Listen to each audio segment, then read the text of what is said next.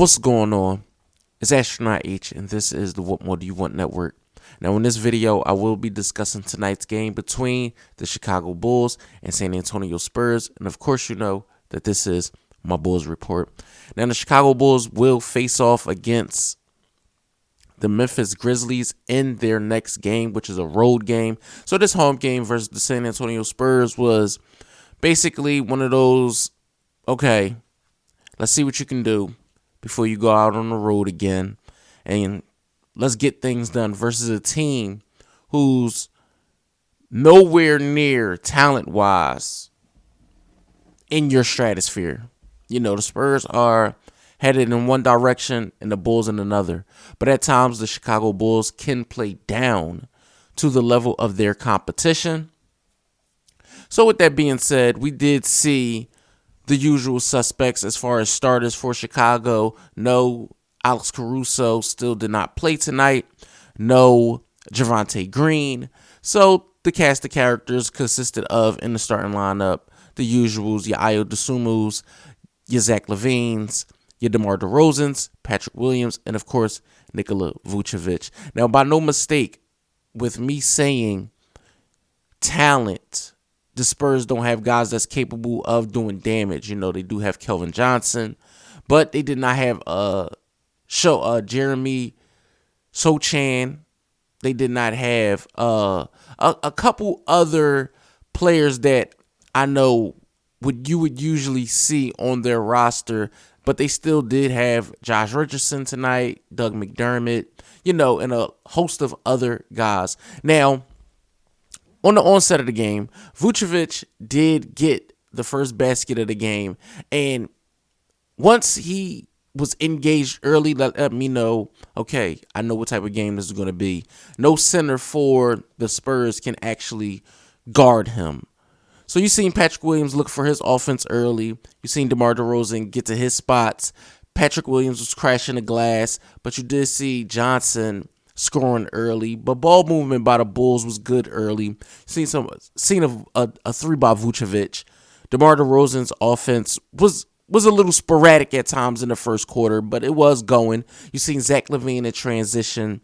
Also, Zach LaVine's offense started to come along, and Patrick Williams was getting to the rim. Chicago did get, at one point in the first, an 11-0 run, and the Bulls bench actually provided a spark, whether it was Kobe White and Andre Drummond, who had a very big night. You've seen the Bulls actually lead by 11 after the first and put up 39 points, which led me to believe, okay, if the offense is clicking like this early, there should be no problem with us scoring for the onset of this game. You've seen the Spurs Brandon get the first basket of the second.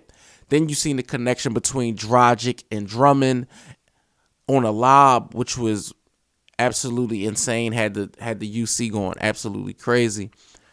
You seen the Bulls get a little cold in the second, and that's a problem. You know, we seen that time and time again. And I always say to myself, with the talent that they have, how are they going 1, 2, 3 minutes without getting a basket? It makes no sense to me. I don't know if it's player movement or guys is just choosing to stand around. You know, sometimes it was even lackadaisical at times in tonight's matchup where guys were just standing and not, you know, cutting or anything. You had seen Billy Donovan at one time telling guys to run. So it was one of those moments in the second. Now, you did see the Spurs start to make a run, but Vucevic was getting his points in the paint. Kobe White was getting to the rim. Down the Spurs shots did begin to fall. You know, you seen the Bulls give up easy baskets, especially in the paint. Ayo Dosunmu was getting to the rim. The Spurs points in the paint was a problem. Now, the Bulls did lead at the half by 3, 60, and the score was 62-59. So the Spurs did make a run, but ultimately the Bulls did end up leading at the half. You did see the Spurs come out and get the first bucket of the third, but Ayo Dosunmu was looking good in the third quarter. I'm not going to lie. He was looking really good. I feel like he was taking advantage of his matchup or early and often in tonight's game. You seen Vucevic actually get the first 5 points of the third quarter. Patrick Williams hit another 3. The Spurs points in the paint, again, I got to talk about that. That was a big deal, especially in the third. Ayo Dosunmu was getting in the paint himself. You just seen the Spurs offense be tough, and you know Greg Popovich was going to have those guys just playing hard, whether win, lose, or however the chips may fall. You knew they were going to be playing tough, and that's just a brand of basketball that we've come accustomed to with the San Antonio Spurs, no matter who's playing. Now you did see again, like I said, the Bulls scoring droughts. Now the Bulls did lead by the Bulls lead did go down in the third, but DeMar DeRozan, after having a lackluster, mediocre, whatever you want to call it, first half, he came on in the third, and I'm like, okay, this is where the closer becomes the closer. Him, Zach, Vucevic will basically close the show. This is what I said going into the fourth quarter. Now the Bulls open up in the fourth with a run. Their defense comes alive, and Andre Drummond had an absolute monster fourth quarter. You seen defense from Kobe White, defense from Derrick Jones Jr., and I feel like this is the part of the game where the Chicago Bulls said, okay, we played with our food enough. Let's just take it home. Let's just take it home. We were supposed to beat them, and we did. The Chicago Bulls tonight did win the game 128-104. They are now 26-27. They face off against the Memphis Grizzlies on the road in their next game, which is a back-to-back. And we know what we're going to get facing off against a team that consists of Ja Morant. It's just going to be one of those nights where you better buckle in and get your and bring your hard hat, because it's not going to be easy facing off against that team. But as far as stats go, the San Antonio Spurs did have 4 players in double figures. That was Branham with 11, Branham with 15, Richardson with 11, Pirtle with 14, Kelvin Johnson with 21. He was their team scorer. As far as the Bulls, they did have 3 guys to score 20. That was Andre Drummond off the bench with 21 and 15 big rebounds. Kobe White did get in the game, did score 12. He went 1 of 4 from 3, 4 of 8 from the field. You seen Dragic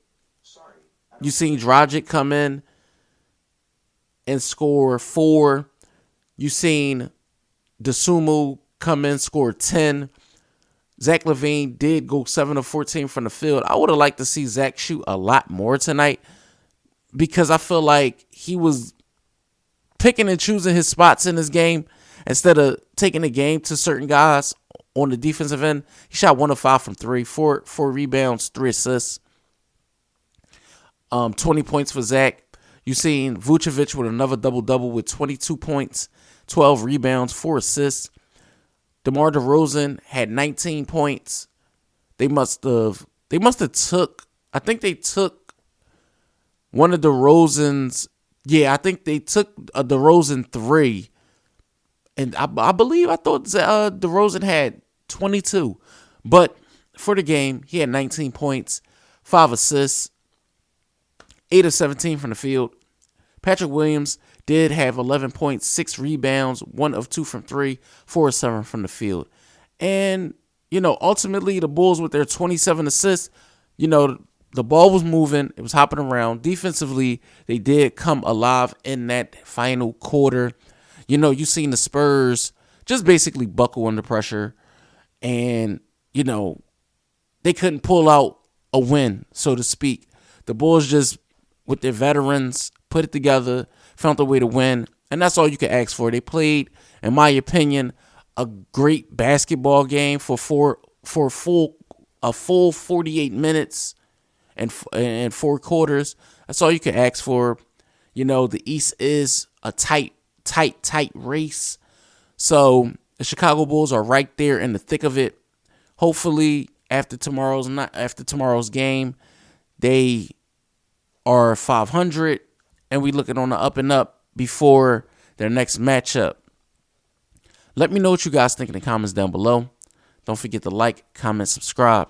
Hit that notification bell so you can know anytime a video is being uploaded to this channel. It's Astronaut H. This is the What More Do You Want Network. And I'll catch you guys on the next video.